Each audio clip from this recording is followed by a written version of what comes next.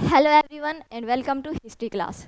आज की इस वीडियो में हम पढ़ेंगे डच ईस्ट इंडिया कंपनी के बारे में। पिछली वीडियो में हमने पढ़ा था पोर्चुगीज़ के बारे में कि पोर्चुगीज़ इंडिया कैसे पहुंचते हैं। यूरोप का ट्रेड रिलेशन इंडिया के साथ एंशियंट टाइम से था। दो ओल्ड ट्रेडिंग रूट थे, एक सी रूट और दूसरा लैंड रूट जिसको सिल्क रूट बोलते हैं। सी रूट कौन सा? मेडिटेरियन सी से होकर, रेड सी से होकर, अरेबियन सी से फिर इंडिया पहुंचते थे। और दूसरा रूट लैंड रूट जिसको सिल्क रूट बोलते हैं, ईरान, इराक, अफ़गानिस्तान, चाइना से होकर इंडिया में। ये दो रूट थे जिस रास्ते से यूरोपियंस ट्रेड करते थे इंडिया के साथ। फिर इसके बाद रोमन एम्पायर के ख़त्म होने के बाद ओटोमन तुर्क्स आ जाते हैं और ओटोमन तुर्क्स इन दो रास्तों को बंद कर देते हैं। यूरोपियन को इंडिया के साथ ट्रेड नहीं करने देते। फिर यूरोप से अब यूरोपियंस को एक नया रास्ता खोजना था, नए रास्ते की तलाश थी कि वो इंडिया को ढूंढने के लिए। अब दो यूरोपियन कंट्री से ट्रेडर्स जाते हैं इंडिया को डिस्कवर करने के लिए, एक स्पेन और दूसरा पोर्तुगाल। लेकिन स्पेन चले जाते हैं अमेरिका और पोर्चुगीज़ इंडिया पहुंच जाते हैं। इंडिया पहुंचते हैं अफ्रीका के वेस्ट कोस्ट से होकर, केप ऑफ गुड होप से होकर ईस्ट पहुंचते हैं और वहां से इंडिया पहुंचते हैं। इंडिया कालीकत जिसको आज कोझिकोड बोला जाता है, प्रेजेंट टाइम में कालीकत को कोझिकोड बोलते हैं केरला में। वहाँ वास्को द गामा पहुंचते हैं। अब वहाँ उस टाइम राजा जो होता था वो जामोरिन था और पहले से ही जो अरब ट्रेडर्स थे वो इंडिया में ट्रेड कर रहे थे। अब पोर्चुगीज़ और अरब ट्रेडर्स के साथ लड़ाई होती है, लेकिन जामोरिन अरब ट्रेडर्स का साथ देते हैं क्योंकि पोर्चुगीज़ जो होते हैं ये ज़्यादा दंगे फसाद करने वाले लोग होते हैं। अब वास्को द गामा वापस चले जाते हैं यूरोप। वहाँ इंडिया से कुछ सामान लेकर जाते हैं और जब वो सामान वहाँ यूरोप में जाकर बेचते हैं तो उनको 60% ज़्यादा प्रॉफिट मिलता है जो सामान इंडिया से ले जाकर वहाँ बेचते हैं। अब जब बाकी वाले ट्रेडर्स को पता चलता है तो वो इंडिया आते हैं ट्रेड करने के लिए। फिर आगे पोर्चुगीज़ जो होते हैं वो इंडिया में अलग अलग अपनी फैक्ट्री एस्टेब्लिश करते हैं अलग अलग जगह पर। अब इंडिया में ऐसी कौन सी चीज़ें हैं जो पहले इंडिया में नहीं हुआ करती थी? सबसे पहले पोर्चुगीज़ ने इंडिया में लाई थी, इंट्रोड्यूस की थी। वो थे पोटैटो, आलू जिनके चिप्स बनते हैं, आलू। और ये पहले इंडिया में नहीं थे, इनको पोर्चुगीज़ ने यहाँ पर लाया था और यहाँ पर आलू की खेतीबाड़ी की थी। और फिर रेड चिल्ली भी पहले इंडिया में नहीं होती थी, ये भी पोर्चुगीज़ ने लाकर यहाँ पर खेतीबाड़ी की। और फिर मेज़ यहाँ पर नहीं था, सबसे पहले पोर्चुगीज़ ने लाया। और फिर टोबाको और उसके बाद प्रिंटिंग प्रेस को भी सबसे पहले पोर्चुगीज़ ने इंडिया में लाया था, इंट्रोड्यूस किया था। अब हम पढ़ते हैं, अब पोर्चुगीज़ इंडिया में यहाँ पर ट्रेड कर रहे हैं। अब डच ईस्ट इंडिया कंपनी के बारे में पढ़ते हैं। हॉलैंड, नीदरलैंड के लोगों को डच बोलते थे। अब ये जो ट्रेडर्स आते थे, ये जो 5 यूरोपियन ट्रेडर्स आते हैं, ये 5 अलग अलग कंट्रीज से आते हैं। यूरोपियन की 5 अलग अलग कंट्रीज़ हैं। जैसे सबसे पहले पोर्चुगीज़ आते हैं तो पोर्तुगाल एक अलग कंट्री है यूरोप में। डच आते हैं तो डच नीदरलैंड, यूरोप की कंट्री नीदरलैंड, हॉलैंड के लोगों को डच बोलते हैं। इस नीदरलैंड से डच इंडिया में आए थे ट्रेड करने के लिए। फिर इसके बाद आते हैं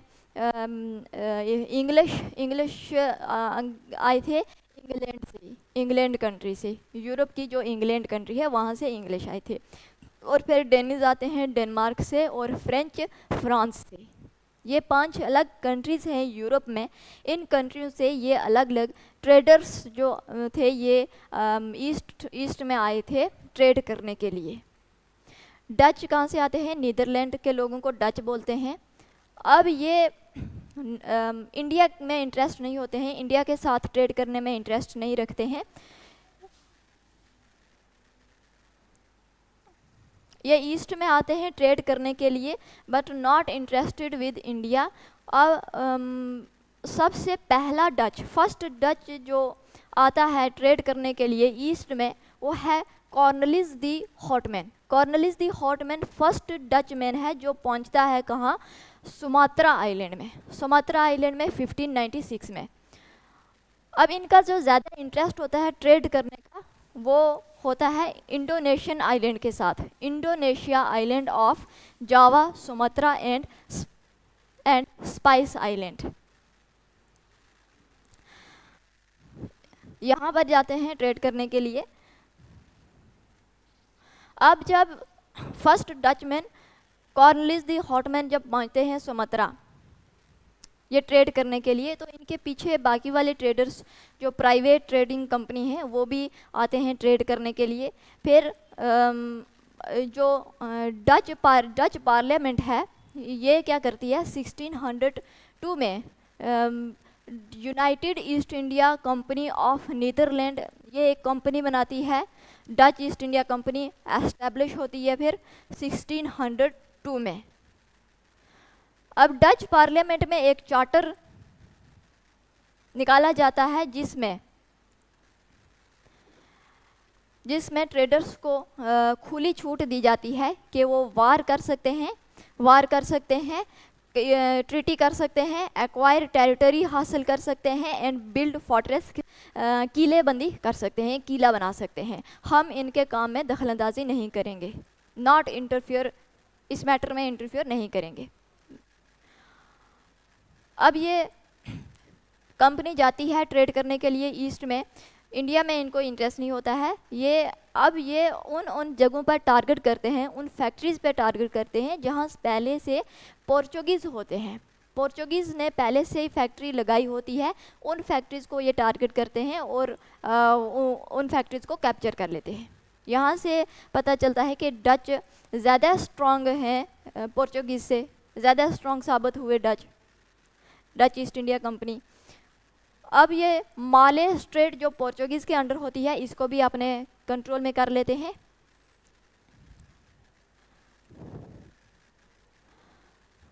डच ईस्ट इंडिया कंपनी जो है ये पहली मल्टीनेशनल कंपनी है। फर्स्ट मल्टीनेशनल कंपनी जो है वो डच ईस्ट इंडिया कंपनी है।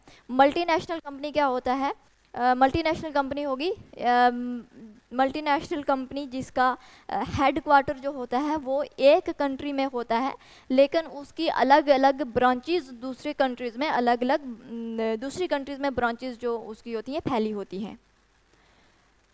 फॉर एग्जांपल ये इंडिया की एमएनसी कंपनी है, कोई मल्टीनेशनल कंपनी इंडिया में, इसके अलग अलग ब्रांचेस हैं। अमेरिका में एक ब्रांच है, जापान में है, सिंगापुर में है, और भी बहुत सारे कंट्रीज़ में इसकी ब्रांचेस हैं। अब ये जो ब्रांचेस हैं यहाँ पर क्या होगा, operate and manage business activities. यहाँ पर क्या कर सकते हैं, ऑपरेट कर सकते हैं, मैनेज कर सकते हैं बिजनेस एक्टिविटीज़ को, सच एज मैन्युफैक्चर कर सकते हैं, सेलिंग गुड्स वगैरह बेच सकते हैं, सर्विसेज दे सकते हैं, ये जो ब्रांचेस हैं यहाँ पर। लेकिन इसका हेडक्वार्टर जो होगा, सेंट्रल हेडक्वार्टर जो होगा वो एक ही कंट्री में होगा, वो इंडिया में होगा। यहाँ पर ऑपरेट और बिजनेस एक्टिविटीज़ को ऑपरेट मैनेज कर सकते हैं। अलग अलग कंट्रीज़ में इसकी ब्रांचेस फैली होती हैं।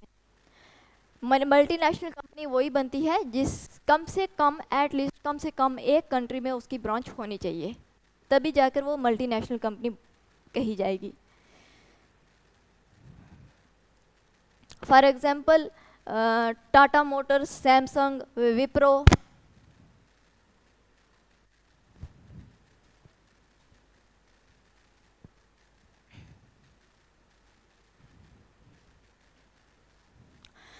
अब सबसे डच ईस्ट इंडिया कंपनी सबसे पहली फैक्ट्री अपनी बनाती है मासुलीपट्टनम, आंध्र प्रदेश में 1605 में। ये इंडिया की तरफ आते हैं कब, 1605 में, और अपनी फैक्ट्री पहली बनाते हैं मासुलीपट्टनम में। कैपिटल पुलिकट होती है, बाद में नागपट्टनम बनाते हैं। और not interested in spices of India, India के स्पाइस में इंटरेस्ट नहीं है इनका। More interested in cotton goods, India की जो कॉटन से बने हुआ सामान जो होता है उसमें इनका इंटरेस्ट ज़्यादा होता है।